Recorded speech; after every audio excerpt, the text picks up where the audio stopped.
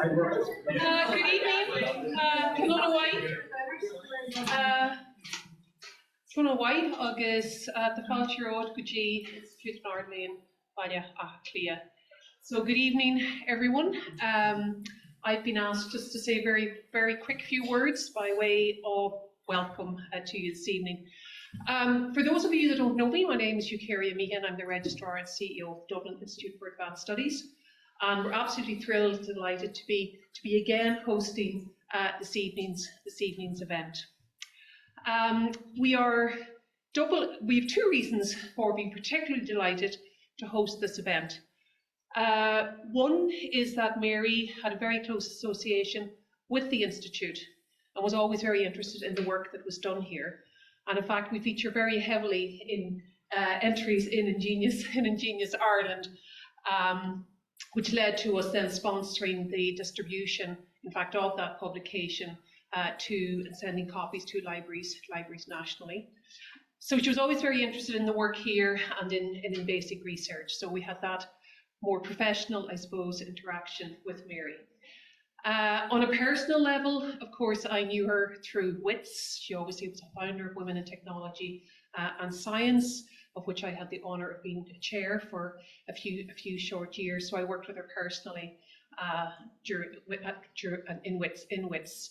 So both from an institution and professional perspective, we're delighted to host the event, but I also personally am very happy to be hosting this event again and hope to continue to do so for as long as the association wishes to hold it here.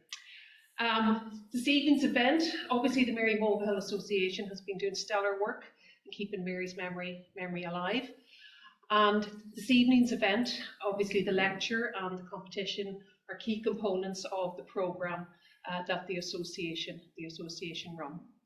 So without further ado, I'm going to again just say Fáilte Road go léir and hand over to Brian to actually proceed with the main business of the evening. So thank you very much.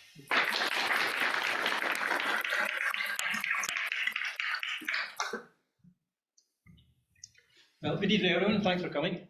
My name is Brian Dolan. I'm the current chair of the Mary Mulvihill Association. I'm sure most of you must know who Mary was. You wouldn't be here if you didn't.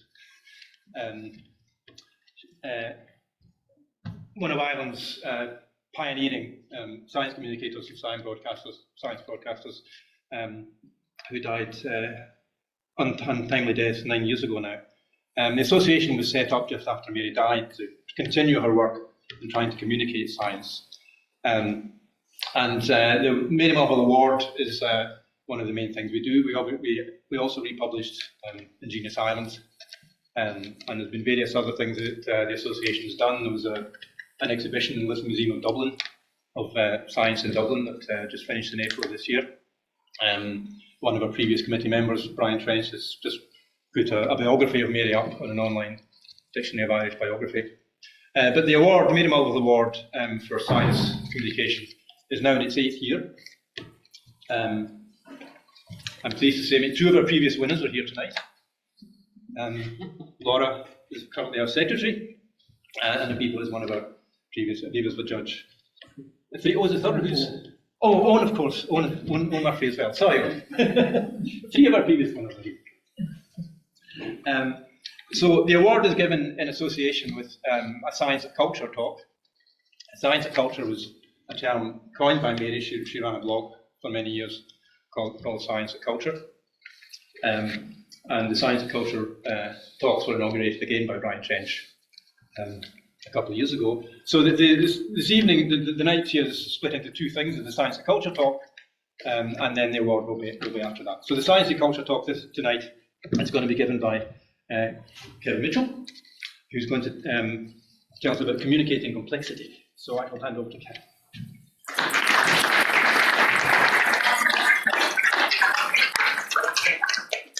Well, thank you very much.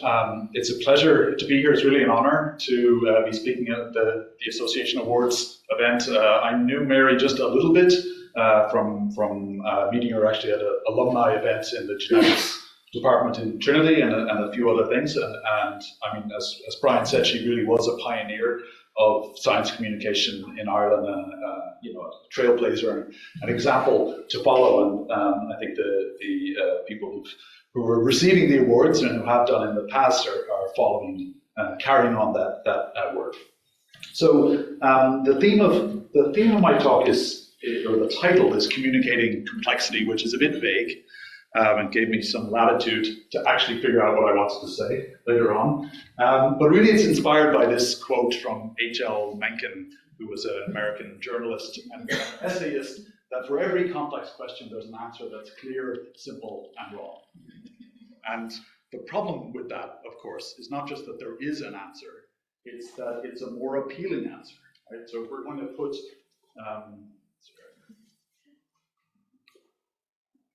to put, clear, simple, wrong ideas up against complex, nuanced, but well-supported ideas, the clear, simple ones are going to win. People like those.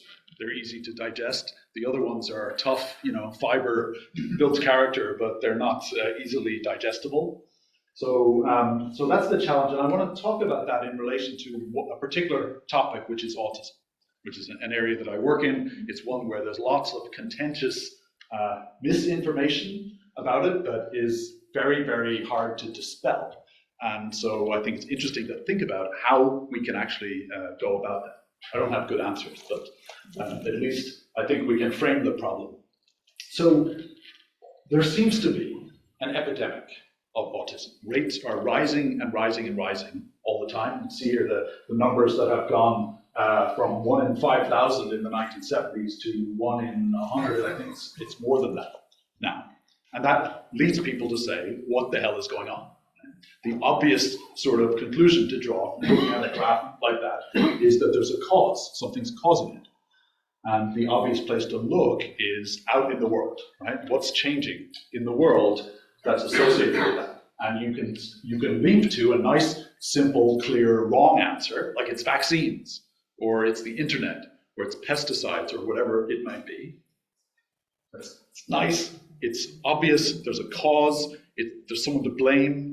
It seems like there might be something we could do about it, and it's very attractive as an explanation. The real explanation is the one that doesn't push the scales down much, which is that it's a complex set of sociological factors. I can get bored saying it. It's super boring, right? There's not an interesting story there to tell, but it's the truth. Is that actually, if you look at, for example, the way that autism gets diagnosed, the criteria are changing all the time. And you can see that if there was an epidemic of something causing neurodevelopmental disturbances, you wouldn't see this graph, which is that as the rates of autism go up, the rates of intellectual disability, as a diagnosis, are going down, right? Which means that children who used to get one diagnosis are now getting a different diagnosis. And of course, the diagnostic criteria are not set in stone. They're defined by convention. They're redefined by psychiatrists every few years in a new diagnostic statistical manual. So it's not like autism is a thing in the world necessarily. It's a construct that we use. And the way that we define it means that the rates change, even though the underlying condition may not be changing. But again, that's a difficult story to tell, right? It's complex, it's not obvious, and there's other things going on as well. There's greater awareness of the condition. There's the fact that, for example, parents with a child who might be struggling in school can get extra help if there's a diagnosis of something like autism, but not otherwise. So there's lots of social pressures coming to bear. Nevertheless, there's still a question mark here, right? Which also sort of is a theme in that whenever we think we have an explanation of something in science, of course, it's provisional and it's incomplete. And that's also not a satisfying story to tell, right? That makes it much more difficult to convince people that you're on the right track when there's a big question mark on your slide like that. So,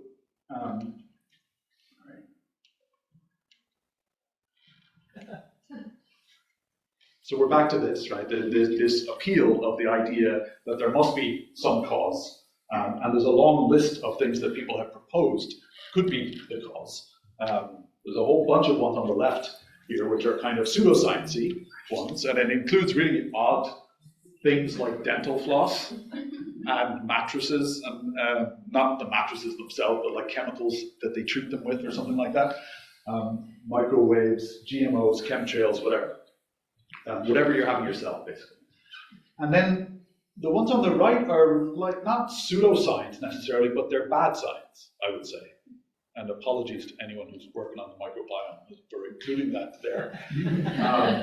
But there's a whole sort of host of scientific theories, or theories that scientists have entertained at least, that have, some of them, like the idea of refrigerator mothers, have just been discredited a long time ago, and we have good evidence that that's not the case. But other ones are sort of very live ideas for which there is not good evidence. And for example, the internet one is a very vague kind of thing, but the idea that something about the internet is changing our brains is a very popular kind of idea. This is Professor Susan Greenfield, who's a neuroscientist, who proposed this in a really vague kind of a way. And when challenged on it, the fact that there wasn't any evidence for this connection, and the idea that, the problem, for example, that most children get a diagnosis of autism around 2 or 3 years old, well before they're on TikTok 8 hours a day. That didn't quite jive.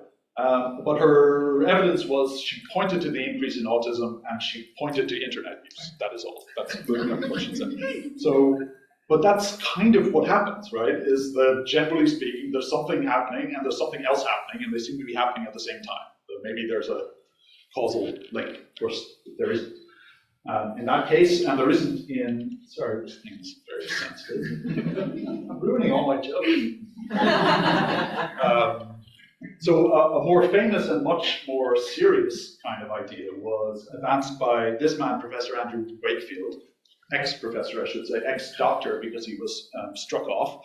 So he published a paper in 1998 that has done more damage, I think, than any other paper I can think of.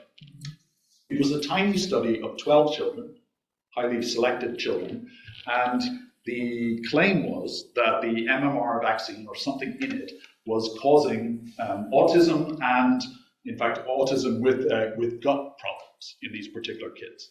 And the evidence for that was that 8 out of the 12 kids, their parents recollected that the autism began around the time of the vaccine. That was all of the evidence in the paper. It got published in The Lancet, one of the highest journals in the land, in the world, I should say, which should never have been. It was just terrible science. It was retracted later on, not just by virtue of being wrong, but by being fraudulent and having all kinds of ethics problems. In fact, Wakefield was involved with a company that wanted to replace the current vaccines with a different kind of vaccine. So we had a monetary conflict, in conflict of interest. But it did untold damage, and is still doing untold damage in terms of people's, it just got into people's consciousness that this link is there. And once it's there, it's very, very hard to dislodge that, even with extremely good science. And people did, they went off and did huge studies to try and test this. And the obvious way to test it is to look at vast cohorts, right? Not take anecdotes, but look at vast cohorts and see, are people exposed to the MMR vaccine more likely to get autism? They're not. So this is a study from Denmark, over 1 million children, about half of whom got the vaccine, about half of them didn't. And these numbers here, these OR numbers, are what's called the odds ratio. If the odds ratio is 1, that means there's no effect, right? There's not an increased likelihood of having autism if you have had the vaccine. And that's true for all these other things too.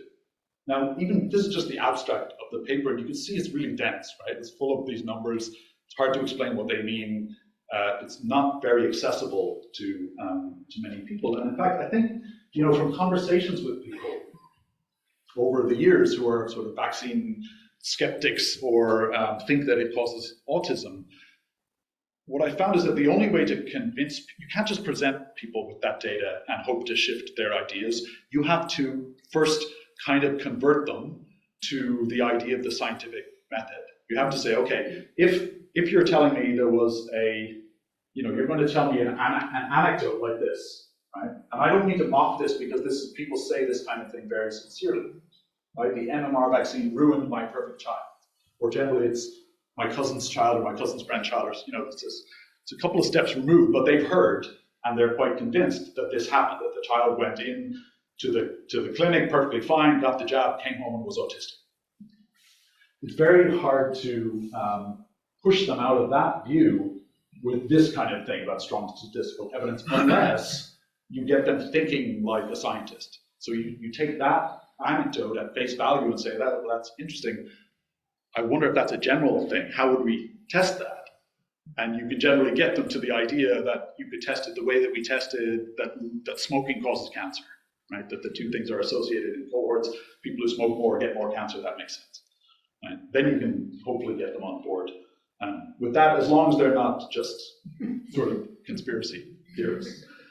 Now, the problem is that there's been just dozens and dozens and dozens of papers published like that last one that show there's no link. And yet the idea won't die. Right? It just keeps coming back and back and back all the time. And it's very, very challenging to know how to dislodge it, especially because it's very, very mainstream. And so this is the Joe Rogan podcast. I don't know how many people here listen to Joe Rogan. Well, if you don't, your kids probably do. I found out recently that mine do. Because it comes up on TikTok and all the social media. So he's got millions and millions and millions of viewers. He's one of the most popular podcasts in the world. He talks about all kinds of stuff. But he has scientists on sometimes, and he has people like RFK Jr., who is running for president in the States at the moment and is a rabid anti-vaxxer and just a loon on multiple levels. This is not a conspiracy theory that he doesn't like. But he's not getting any pushback from Joe Rogan on this podcast. They're just building up this case, and he's just allowed to spew all this kind of nonsense. It's very hard to correct that when the reach is so wide. Jordan Peterson is another one. Again, is a massive online following. He sold out the 3 Arena when he was here like a couple of years ago for a conversation. He's also a vaccine skeptic. I think the COVID pandemic, of course, has brought all this back to the fore, and it made it all extremely political because it was associated with the government telling us what we should do and all that. So very, very challenging. This is another example. This is Andrew Huberman, who has also a podcast which has millions and millions of viewers. So he's a neuroscientist from Stanford, set up this podcast a few years ago. And it started kind of trying to explain neuroscience stuff to a general audience, but it veered into sort of neuroscience-y informed self-help and fitness. And he sells a lot of supplements, and he sells fitness protocols and all sorts of other sort of pseudoscience-y stuff. So it's a sort of a mixture. It sounds very sciencey, but it veers into pseudoscience pretty quickly. He had a discussion with Karen Parker, who's an autism researcher at Stanford as well. She's been investigating the idea, this is a scientific theory, that autism is a result of a deficiency in a particular hormone in the brain called oxytocin, which you might have heard of. It's sort of out in the public domain as the trust hormone or the empathy hormone or the love hormone or something like that. So it's a neuropeptide that signals between bits of our brain. It is involved in some of those things.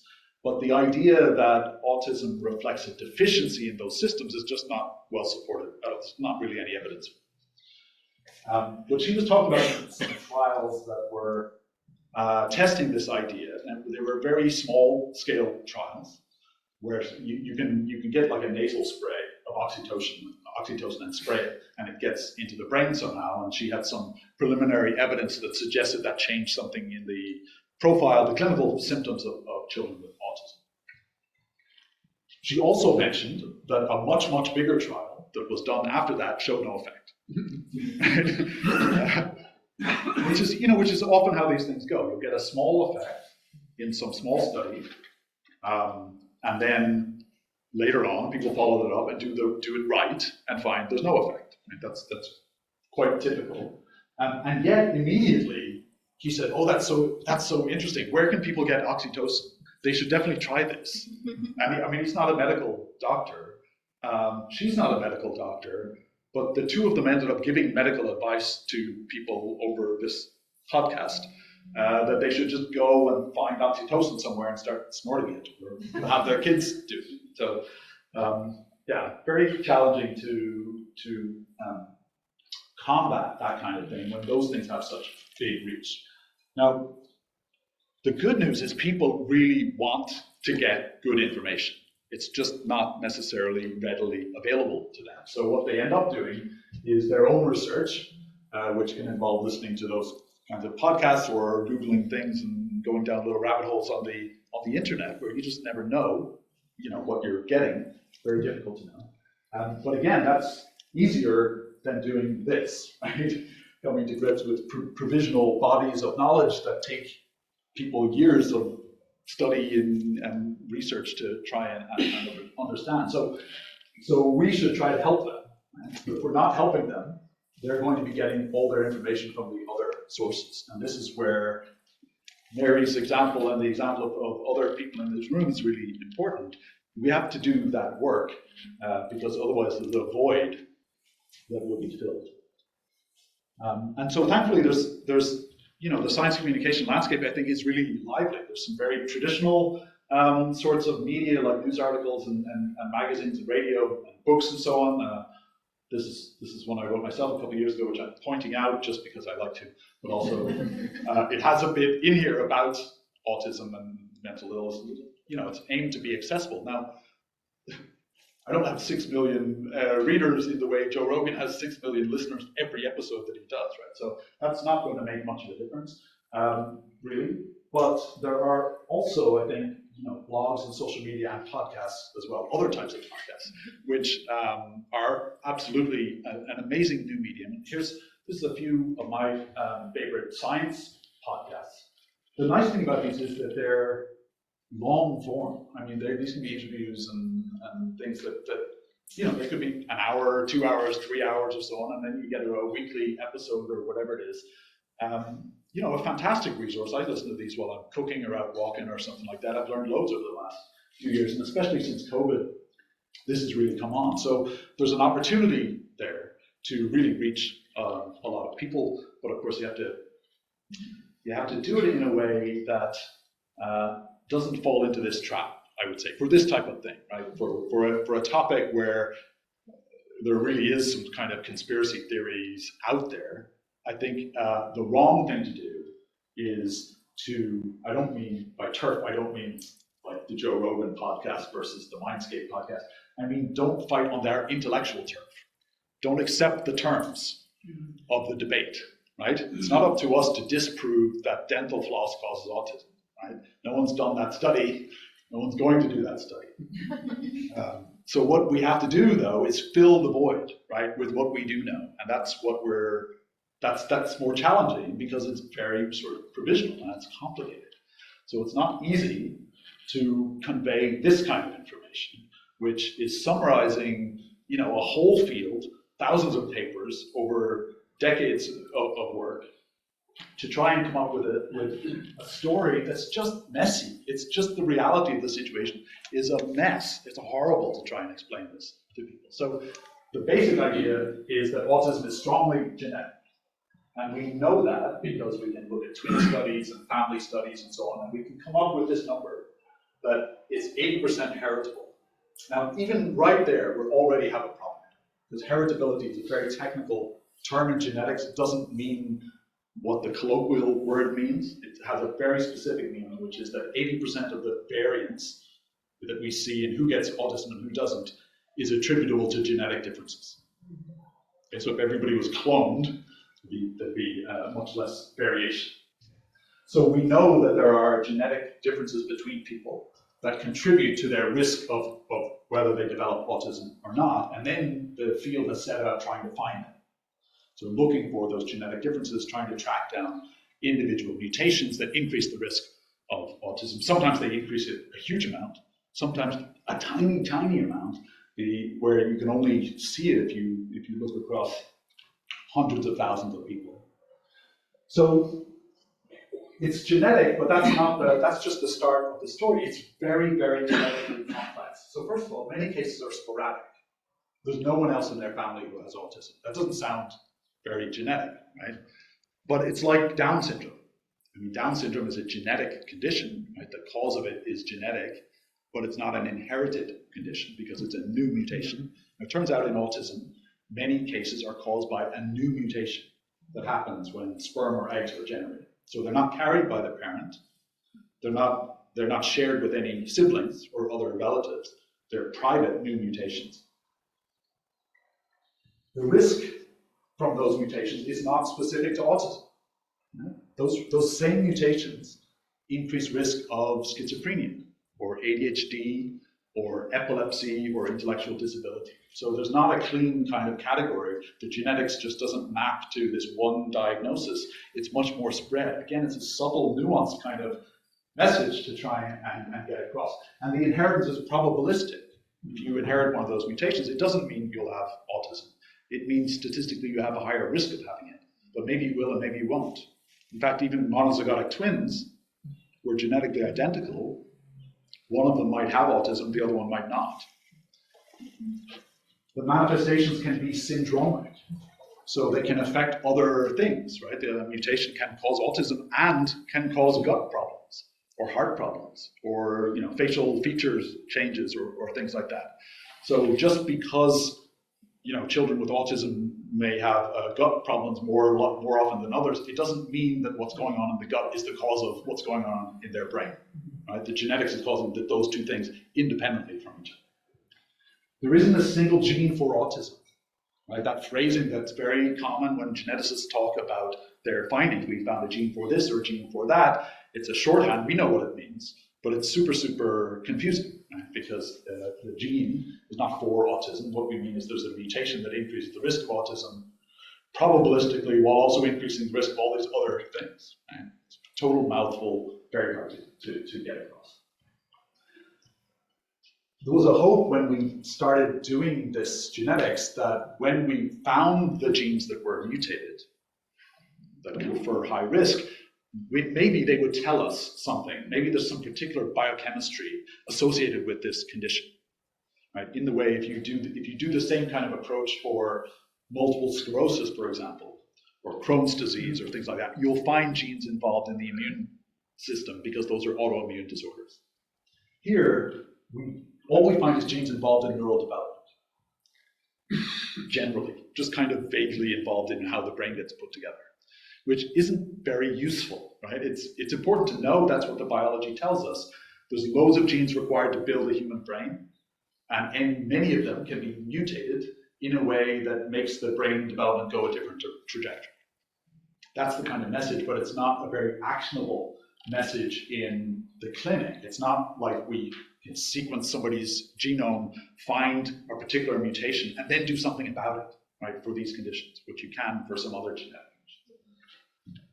conditions. And the genetic diagnoses are possible only for a subset of patients, maybe 20%, 25% of patients. So far, we can put find a high-risk mutation. But even there's background mutations that are changing the manifestation, and so on. But most cases remain idiopathic, which means we don't know what the cause is. We know it's genetic somehow, but we haven't identified the specific cause. So all of that is what we really know about the real causes of autism. And you can see the complexity and difficulty in trying to get all of that across when you're competing with the one-sentence headline story, vaccines cause autism, or whatever else.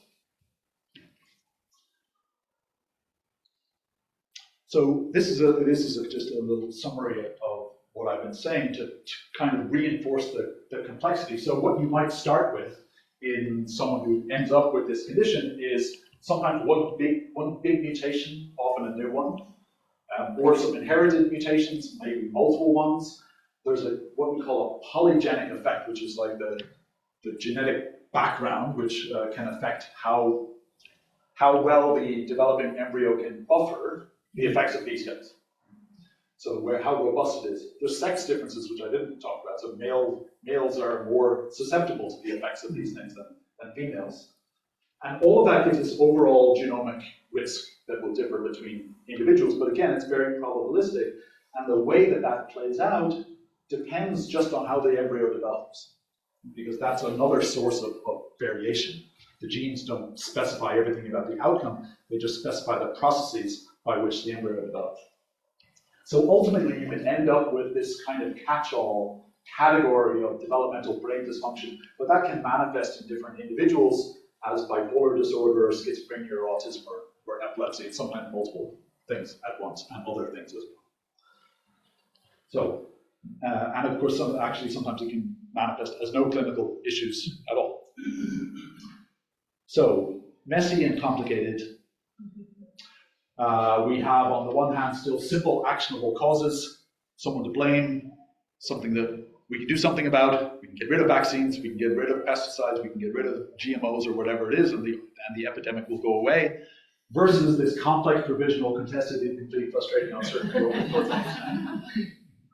But that's the scientific method, right? And this is what we have to get people invested in, is an understanding of what it is that science is doing as a process, not just here's the outcome of the science that we have done, and now this is a truth that we know, right? It's always a provisional groping towards understanding. Now, of course, when we're doing that, we're fighting against human nature, because people like those simple but wrong answers, and they don't like the complex but right ones. And we're fighting against misinformation, which is this constant flow, right, from the other side, if you will. And that, to me, I think many scientists, when they do some public outreach or communication, they tend to say, okay, I've got something to say, and I'm going to say it, I'm going to write a newspaper article, or I'm going to write a blog, and there I've said it, and I'm done, right? I've done my duty. And it's like, but no, you think those guys are stopping? They're not stopping. No, you have to keep doing it. You have to keep saying it over and over and over again. You have to recruit people to help you say it. You have to find the platforms to help you say it, because it's important. So we're fighting against that stream of misinformation. We're also, I think, fighting against the deficiencies of science education. And that, for me, is really crucial, because honestly, no amount of science communication is going to make up for that lack, because you're just you're just speaking a different language, right? If you can't get someone who already understands how to do a clinical trial, or how to test a hypothesis, or the fact that science is provisional and moving towards greater understanding, it becomes much, much more challenging to have them accept what you're trying to say. So I'm always in awe of the people who do this for a living. I only dabble occasionally, but I really want to say, well, first of all, thanks to all the people who do this, and thanks to Mary for her leadership in Ireland, and especially congratulations to the winners of this year's awards. Thank you.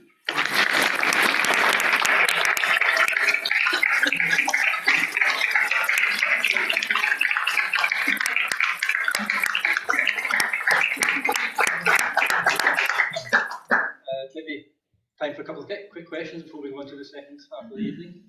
Does anyone want to ask him anything?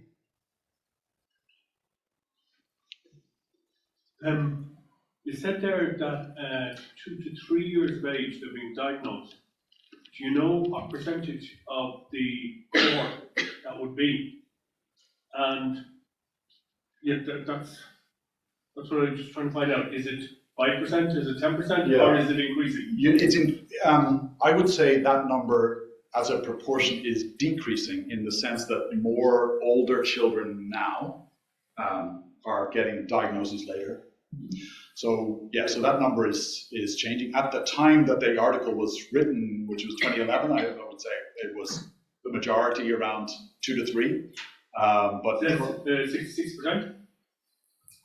I don't know what the numbers were exactly of how many kids got a diagnosis at that age versus later. I would say now that it's actually probably more frequent that they get a diagnosis later on. Yeah.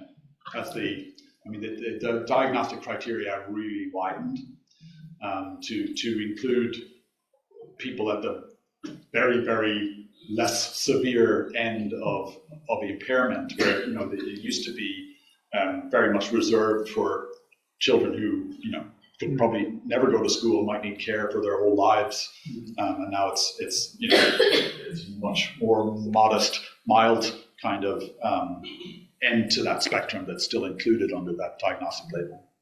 One more question from Fiona. Thanks. That was brilliant. Thank you so much, Kevin. Brilliant. Quick question. When it comes to applying scientific methods to something like ADHD, which can be developmental or, life, something that happens for stress in life, whatever, do you see a parallel in the way the science is going and the way the public dialogue is going? Yeah. Or like, let's say the Joe Rogan-y landscape. Yeah, there's a lot of parallels in both things. So first of all, the genetics is very similar. There's a lot of overlap there, even in particular mutations that increase risk of ADHD and autism together. There's very strong evidence that it's really a neurodevelopmental disorder, although it's one where the manifestations are, in a sense, dependent on the social context. But yeah, there's a lot of misinformation about it. And again, the diagnostic criteria have widened so much that it's become a kind of almost a colloquialism now that people say, oh, I'm a bit ADHD, the way they say, or I'm a bit autistic about that, or I'm a bit OCD about that. And I think many people who would say that now actually get a diagnosis of ADHD where they wouldn't have necessarily a few years ago. So yeah, I think there's the whole sort of terrain is very similar and overlapping. Just one follow on, if that's okay. With regard to the environmental aspect of ADHD, are you saying that there may be a cluster of genes, and if there is sufficient, say, trauma, for instance, or stress, that those may be expressed, whereas if there were no stress, they may not be expressed? Or can ADHD arise spontaneously without the genetic effect? In terms of, it's very treatable with, whatever they give you, stimulants and all that, right? But can traumatic effects be treated with stimulants and it looks for all the world like ADHD? Yeah. I'll leave it there. Thanks very much. No, so I don't know the literature very well on the possible implications of sort of traumatic childhood experiences in the expression of ADHD. My feeling from looking at that from some other areas is that it's probably not very strong, actually. So I would lean much more to the genetic evidence, which I think is very convincing. There's a lot of, it's really difficult to study the effects of childhood experiences on things. There is good evidence for the effects of childhood experiences, trauma as a risk factor for schizophrenia. There is a link between ADHD itself as a risk factor for schizophrenia. And so it wouldn't surprise me if there were also a kind of a link there. But even for schizophrenia, the risk ratio for traumatic experience is, it's on the order of like an odds ratio of like 3. Okay, so you're threefold more likely to develop schizophrenia if you've had a traumatic childhood experience. But you're 50-fold more likely if your monozygotic twin has schizophrenia. You're 10-fold more likely if one of your siblings has schizophrenia. And the same would be true for ADHD. So it might be in the mix, but my guess would be there's probably would have to be a genetic vulnerability, perhaps. But this is the thing, it's right, it's in that whole provisional space that we're still trying to figure out. So it's hard to give a definite answer to it. And in fact, we shouldn't, because we don't know. Thank you very much. Yeah, okay. Well, we need to run a bit of time pressure here, so I'm afraid we need to get on with the Good. second half of the evening's proceedings. Okay, so let's thank Kevin again.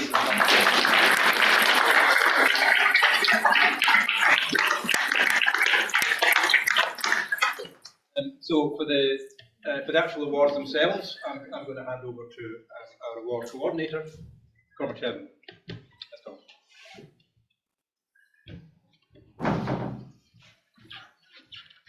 Thanks very much, Brian. Cormac Sherritt is my name. A friend, colleague and neighbour of Mary Mulvihill. I've worked with her for many years. And I will introduce Dr. Abeba Berhani shortly, who's going to actually present the awards, but I've just a few words about the awards themselves.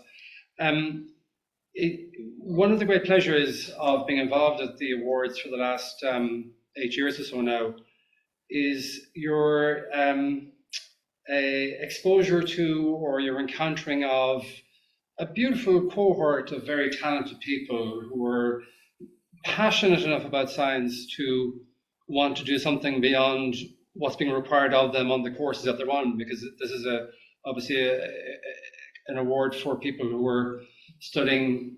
It doesn't have to be science, obviously, whatever it is that they're doing, science or humanities or something that draws them both or neither. But these are people who are doing this work in an extracurricular fashion. I'm not going to use that in an adverbial sense. And year on year, we come across gems, really beautiful pieces of work, and I'm just going to maybe highlight one or two of them just to give you some examples of the kind of talent that we encounter. And the very first year, the winner was Irene Fogarty, who won for an essay on Indigenous women and science knowledge, and she's been a very passionate proponent of the idea that Indigenous peoples, especially the First Nations peoples of Canada, where she's focused her research since, are exemplary custodians of conservation and heritage and biodiversity, much more so than the so-called sophisticated people in the West who actually sort of determine these terms and devise the strategies and the policies to save our natural heritage. And she actually, the year after she won the award with us, she won the AAAS, that's the American Association for the Advancement of Science, Postgraduate Science and Human Rights Essay Prize a year later. And she's now completing a PhD on that same general area in UCD, and her viva is next week, in fact. Laura Finnegan, who is with us, 2019, she won the award for a beautiful set of illustrations and biographical sketches of women scientists as a first cut, if you like, or a sampler of a children's book in science. Subsequent to that as well, she was then invited on to an advisory group to help the then Chief Medical Officer, Tony Holohan, to develop some sort of ideas on how to communicate around COVID to the younger generation during that crisis. And she's now a research fellow at Trinity College and pursuing her work on the genetics of eye disease and possible gene therapies that might be able to ameliorate it.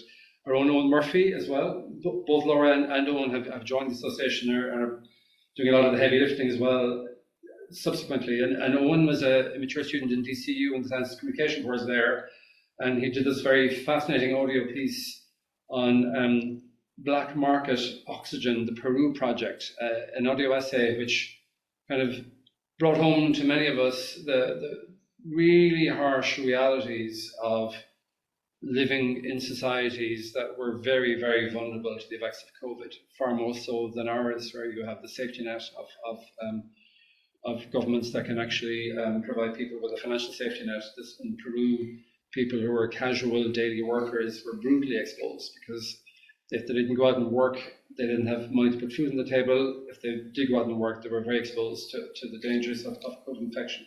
And Owen subsequently as well went on to take himself off to Svalbard in the Arctic Circle to study the effects of global warming and look at the research that was ongoing there, and produced a fascinating piece that was very prominently displayed in the New York Times. That was, what year was that on? 22? 22, yeah. So that's just some examples, and it does bring me to our prize awarder, Dr. Abeba Berhani, who, with her colleague Siobhan Grayson, won an award in the second year, wasn't it, 2019. And the piece that she submitted then, and Siobhan, and what she's worked on since, I mean, to put it in my own ignorant layman's terms, I think AI, or artificial intelligence, has been presented to us as a sort of a black box. This miraculous set of technologies that you put in your question and the oracle will spew out some sort of perfect answer. And it might be a linguistic answer. It might be an answer to do with protein folding, maybe, which they are making a bit of progress with, without a doubt. Bebe is one of the people in the world who can lift the lid on that black box and really look at the innards of what's going on. And it's really, really ugly, actually. The particular areas, especially around image-based AI, she's really set the world alight, because I think she's along with colleagues, really sort of shaken parts of the AI field to its foundations. And she's very, very quickly become a very prominent critic of and ethical proponent, critical of poorly validated, poorly constructed data models. I'm probably speaking very badly in terms of my syntax here, but she's basically calling for greater transparency, a far more rigor and far more ethical approach to the development of AI if these systems are going to be any use at all. And I just want to wrap up by saying sort of that we're not arrogant enough to claim that we spot talent or we uncover talent with the Mary Mulvihill Award. We encounter it. That talent is there, and these wonderful people, they would shine whether we were here, whether we were involved or not with us.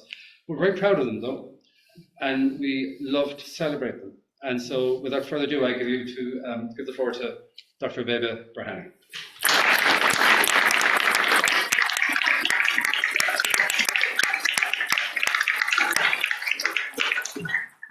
Thank you so much for such a generous introduction. It's such an honor to be here after myself winning the award back with my colleague Siobhan Grayson back in 2019. Yeah, it's a great privilege and honor to be here presenting the awards. Just to follow up on Professor Kevin Mitchell's excellent and really captivating lecture, misinformation has become a real a problem, and this has been exaggerated by the current wave of AI that we are experiencing. Most of you have heard of large language models or generative models, and I'm sure some of you have played around with it, maybe queried it, maybe used it to get some information to generate some images or not. So over the past decade or even two, we've seen the rise of artificial intelligence, and over the past couple of years, we have seen large language models or generative models rise out of nothing and become really ubiquitous, and they are integrated into everything, into the search engines now, they are being used in the social spaces, not specifically generative models, but AI in general is being used in deciding who should get welfare benefits, or who might be fraudulent. We are using it in education. A lot of students very likely use generative models to help them generate their own essays and so on. In law enforcement, in policing, Ireland itself is currently debating to whether to implement face recognition system, whether to have that power, to give that power to guard you or not. So whether we are looking at finance, banking, law enforcement, education, social welfare, search engines, AI is everywhere. And in many ways, it's changing the world. It really has made a lot of systems, efficient. It has also become cost-cutting. It has become helpful in many respects. However, it has also caused massive danger and huge problems, and one of them is misinformation. So, as Kevin mentioned, misinformation is not something that the AI world has sprung. It has always been there. You always have conspiracy theorists or various misinformation campaigns or misinformation structures in place. But the availability and the easy access of generative models has made, generating misinformation and spreading it much, much easier. And as we are all, playing around with generative models, and as we are, taking advantage of them, something that often goes missing, or something that we often don't realize, is these systems, the state-of-the-art artificial intelligence, top-of-the-shelf systems, are extremely unreliable. There has been plenty of research showing that they generate what is known as, or they hallucinate. I say this in quotation mark because I'm sure that people like Professor Mitchell will disagree with the use of the word, allocating the word hallucination to computer systems, but that's another conversation. We'll put it aside. The point is that they produce information that looks factual, that seems like it has scientific evidence, that seems correct, but in fact, it's either non-existent or it's just made up. So that's basically what hallucination is. And as we integrate these systems into everything, we are not paying enough. This is where science communication comes in. People that are using these systems are not aware of the limitations and the drawbacks and the problems with these systems. And this year, both the award winners shift the conversation from computer systems into biological systems. Because recently, us within the academic space, but also the general public, have come to associate the word intelligence with computer systems, with machine learning systems. We have somewhat kind of, moving away from the biological basis of what intelligence is. And I'm very glad that both of the winners, their focus is, relocating the term intelligence cognition back to biological systems. So Ivana Winter's thesis itself, A Walk in the Woods, is an excellent illustration of, moving away from our traditional understanding of cognition, intelligence, and so on, from the actual brain or from, computer systems back into biological systems. So does Roshan Ferguson's thesis with beautiful illustrations. So both these awardees bring us back to the roots of intelligence, which is biological systems, with a combination of beautifully illustrated and expressed writing, which follows, the legacy of Mary Mulvihill. So I am very pleased that they are the winners. They sit at the intersection of, brilliant science communication, excellent writing, beautiful illustration. They also challenge our notion of intelligence.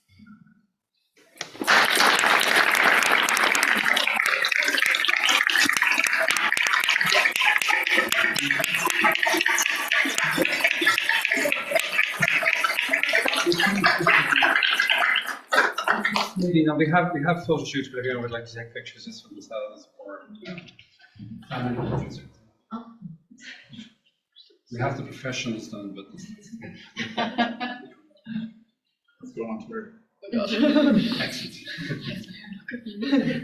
We're really hoping that Viva will put these out on Twitter because she has thousands of and yes. Yeah, next. Well done. Congratulations.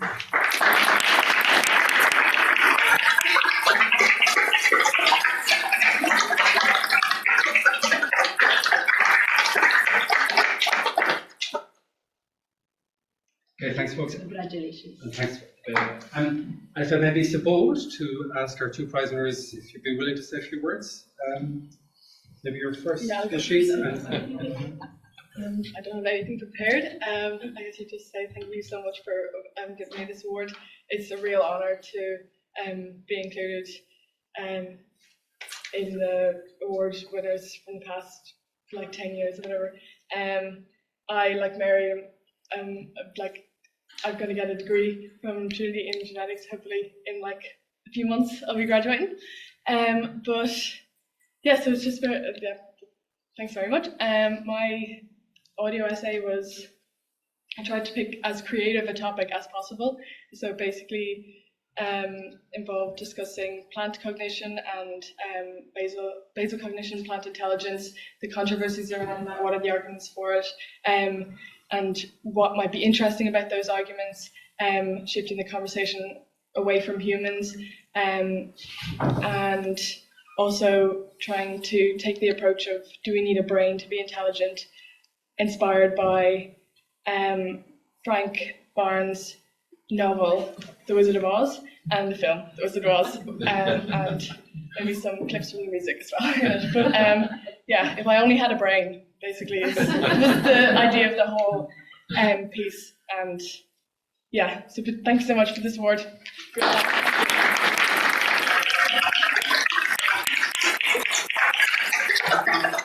I would like to point out it's very special that she's here because she's the first prize winner from the University of Limerick to actually win a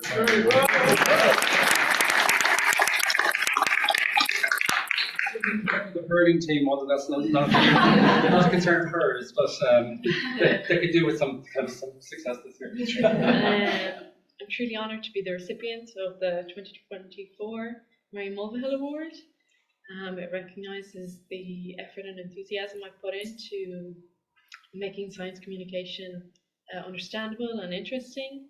I'd like to thank the judges and the sponsors and the organisers for their support and highlighting the importance of clear science communication. Most importantly, my family for always supporting me, especially throughout my college degree. As a woman in STEM, I hope this award inspires others like my niece Eleanor to pursue their interest in science and technology. Ultimately, this award is a testament to the dedicated community working to connect the our science with the public. Thank you very much.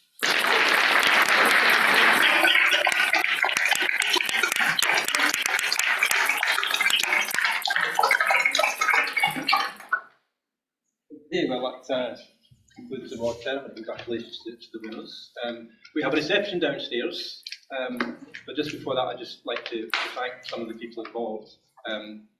I'd like to thank the Dublin Institute of Advanced Studies for hosting the event, and the Irish Times has given us support as well. I'd like to thank the judges, and Karen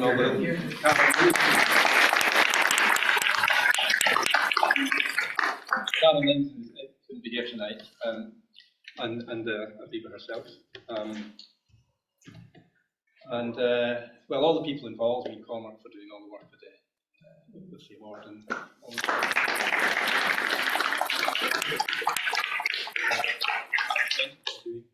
I have a couple of some copies of Mary's book here.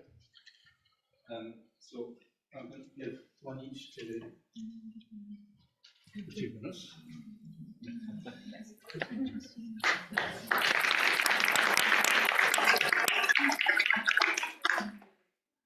A little something for Aviva for. Oh, thank you. Okay, so I think that wraps it up. Oh, we hope to have the entries up on the Mulvihill Award website. So hopefully from tomorrow you'll be able to see the winning entries. So that wraps it up for tonight, except for the reception downstairs. The